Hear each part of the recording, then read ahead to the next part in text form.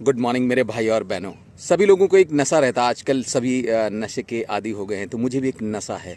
और वो नशा ये है कि मुझे आप लोगों को स्वस्थ रखना है। आप लोगों को अपनी बातों से, अपने योग से, अपने इंस्पिरेशन से ऐसा लगता है कि मैं भी इतना इतना इतना नशे में आ जाऊं कि आप लोग मुझे इतना देख के जो मेरी प्रवृत्तियां हैं उससे आप अपने अपने जो ये विकारी नशे इसे छोड़ दें और अच्छे विचार के साथ रहते हुए अपने ज़िंदगी को दिए। क्योंकि जीवन में अगर स्ट्रेंथ नहीं है और जीवन में अगर पावर नहीं है, शक्तियाँ नहीं हैं और इसे हम नशे में पूरी तरह से चूरम चूर कर रहे हैं, ख़राब कर रहे हैं, तो ये हमारे लिए मतलब ठीक नहीं है। तो नशा वो होना चाहिए जिसमें मतलब डेडिकेशन हो, पैशनेट हो और हम अपने आप में एक स्वस्थतापूर्वक रहते हुए अपनी ज़िंदगी को जीने का प्रयास करें, उसके नशे के आदी हों। मज़ा आती है जीने में जब हम अपनी योग के द्वारा और प्रकृति में आके जो एक विचारधारा में रहते हुए ध्यानात्मक स्थितियाँ लगाते हैं, मेडिटेशन करते हैं और अपने आप को परमपिता परमेश्वर हम हैं, सभी हम परमपिता परमेश्वर हैं, उनकी तरह रहने का प्रयास करते हैं और अपने जीवन में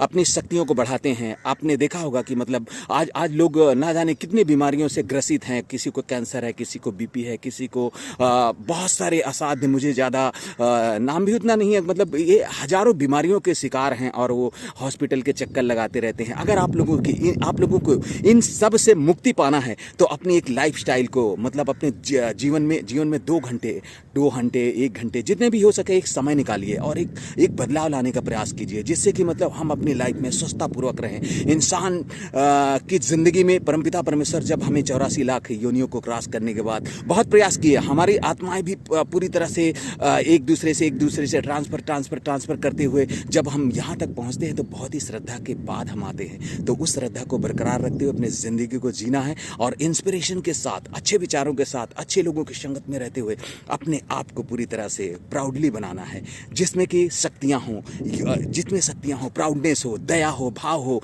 प्रेम हो, सौहार्द हो, ईर्ष्या, जलन, वैर, भाव, ये सबको ख़त्म करके प्रसन्नतापूर्वक अपने ज़िंदगी को जिए। प्रकृति में आए, प्रकृति का आनंद लें। प्रकृति जो है ना हमारे जीवन को, हमारी सृष्टि की रचना ही प्रकृति से है। उस प्रकृति को प्रेम करें और उसके प्रति लगाव रखें, जीव जंतुओं के प्रति अच्छे भाव रखें।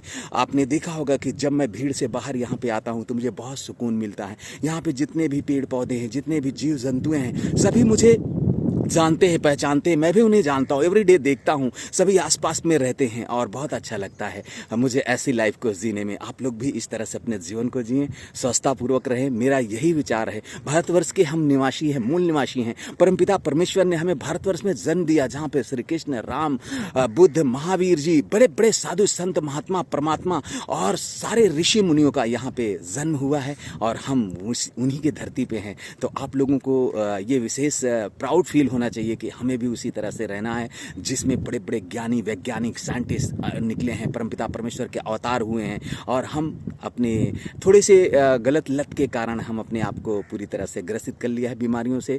उससे छुटकारा पाने के लिए आप लोग नशे का त्याग करें और स्वस्थतापूर्वक रहें। जय हिंद, जय भारत, जय महाराष्ट्र। फिर मिलूंगा, शुक्रिया। जय श्री कृष्णा, जय श्री कृष्णा, जय जिनेन्द्र, जय जिनेन्द्र। सभी धर्म अनुयायियों के प्रति एक ही भाव रखें, किसी के प्रति कोई घृणा ना करें, सभी परमार्थ की ओर लेके जाता है।